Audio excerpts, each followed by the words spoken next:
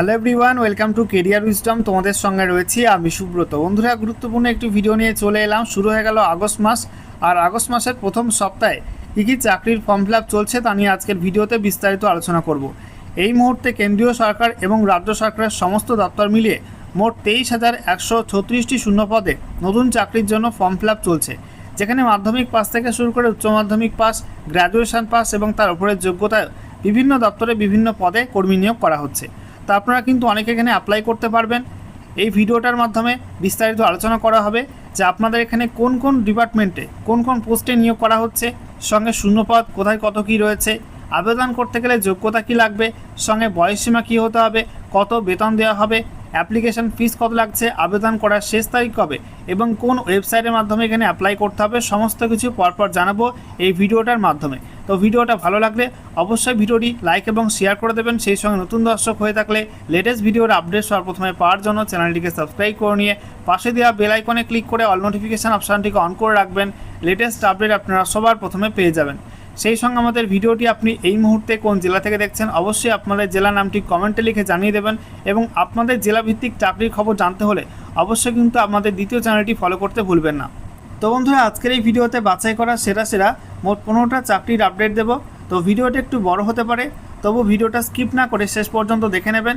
আশা করি এই ভিডিওটা দেখলে আর অন্য কোনো ভিডিও দেখার প্রয়োজন হবে না, এবং একটি ভিডিওর মাধ্যমে সমস্ত আপডেটগুলো আপনারা জানতে পারবেন।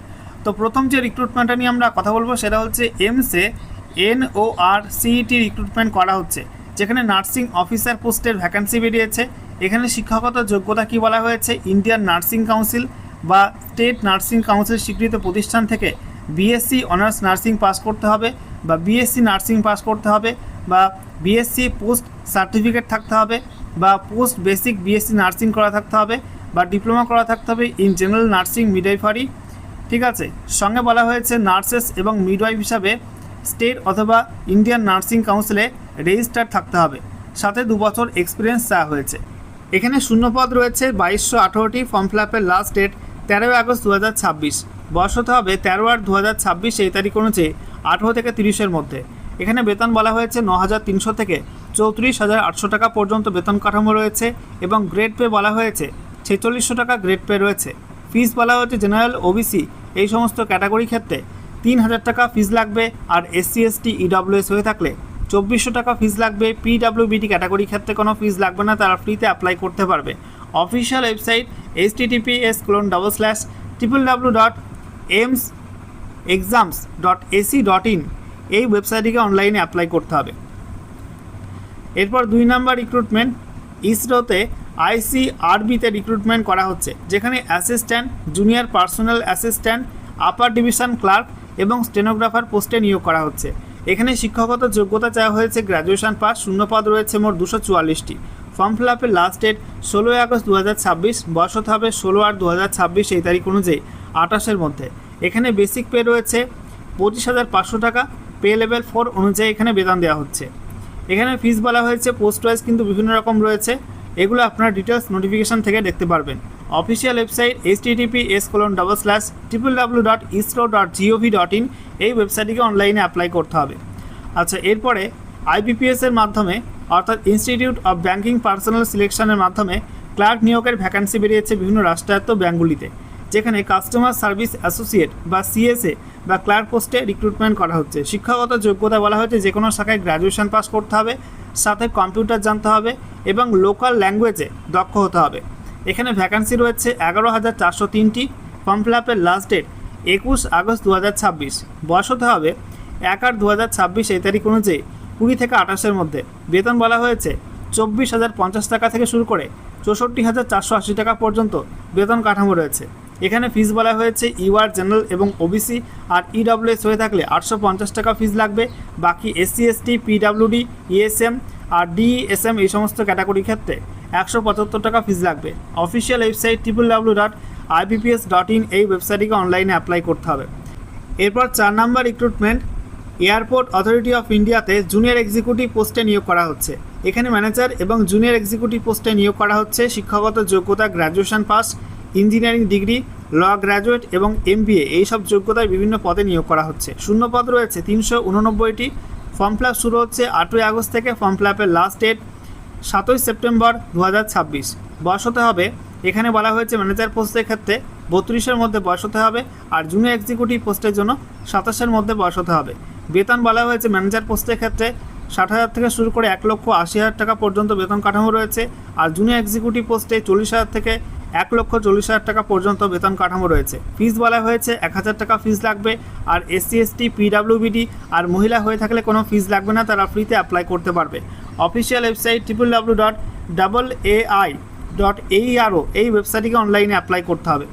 আচ্ছা, এরপর 5 নম্বর রিক্রুটমেন্ট পাঞ্জাব ন্যাশনাল ব্যাংকে লোকাল ব্যাংক অফিসার বা LBO পোস্টে নিয়োগ করা হচ্ছে, যেখানে শিক্ষকতার যোগ্যতা বলা হয়েছে যে কোনো শাখায় গ্র্যাজুয়েশন পাস করতে হবে, সাথে 1 বছরের পোস্ট কোয়ালিফিকেশন এক্সপিরিয়েন্স থাকতে হবে।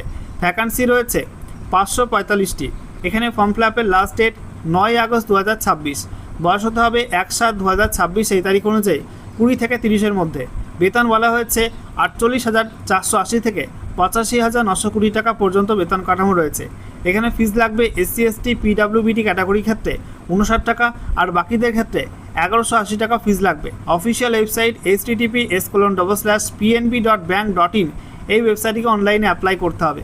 এরপর 6 নম্বর রিক্রুটমেন্ট NABFINS, যেখানে কাস্টমার সার্ভিস অফিসার পোস্টে নিয়োগ করা হচ্ছে, অর্থাৎ CSO কাস্টমার সার্ভিস অফিসার পোস্টে নিয়োগ করা হচ্ছে। শিক্ষাগত যোগ্যতা উচ্চ মাধ্যমিক বা সমতুল্য পরীক্ষায় পাস করতে হবে। ভ্যাকান্সি এখানে উল্লেখ করা হয়নি।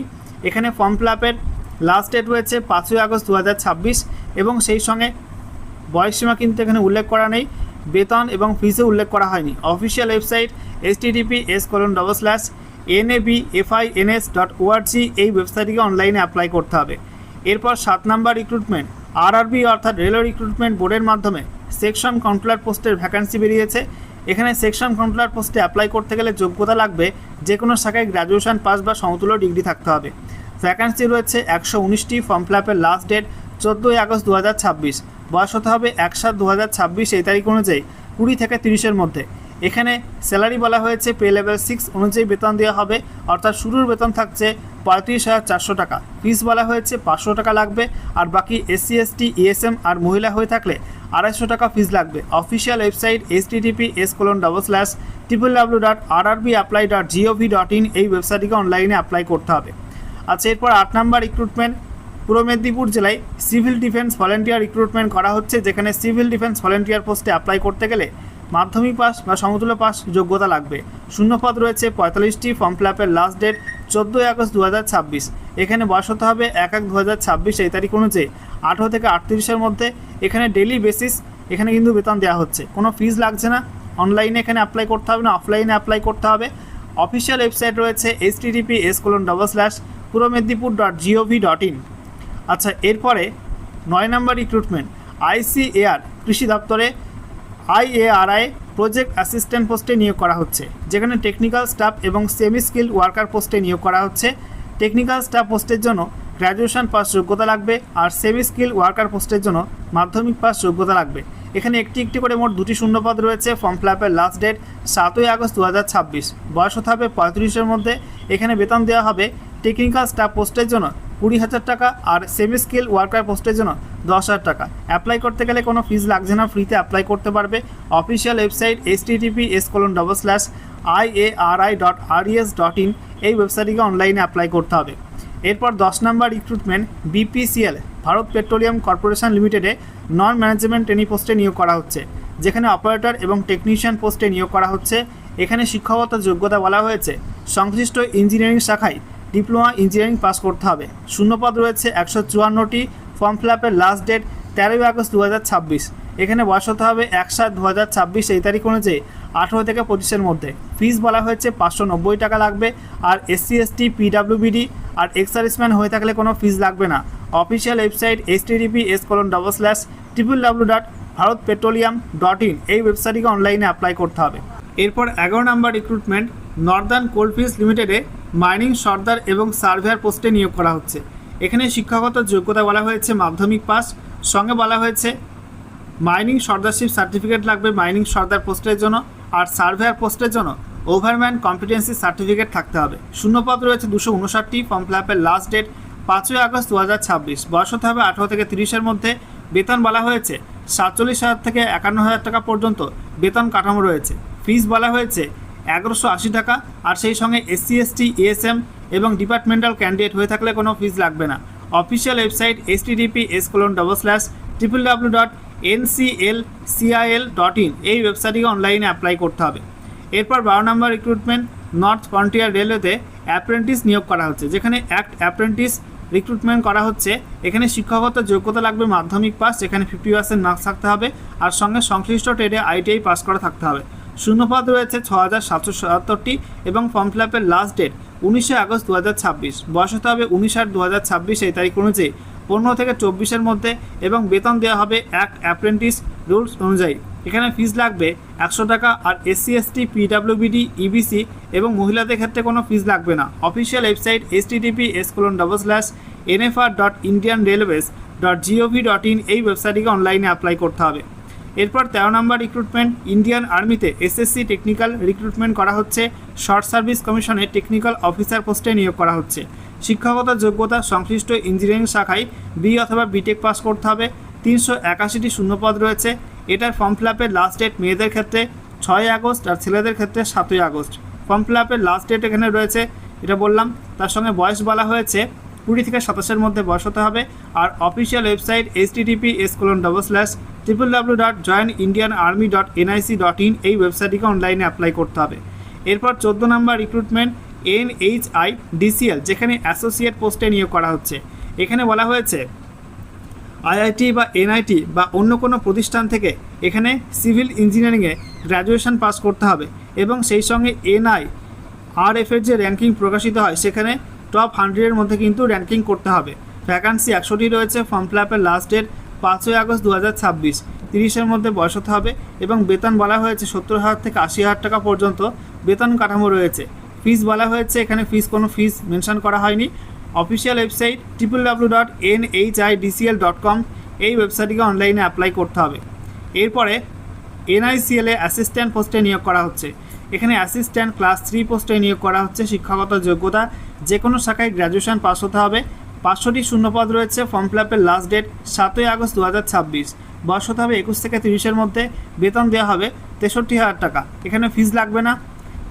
SC ST PWBD আর এক্স-সার্ভিসম্যান ক্যাটাগরির ক্ষেত্রে, আর বাকিদের ক্ষেত্রে 850 টাকা ফিস লাগবে। অফিসিয়াল ওয়েবসাইট https://nationalinsurance.nic.co.in এই ওয়েবসাইটটিকে অনলাইনে অ্যাপ্লাই করতে হবে।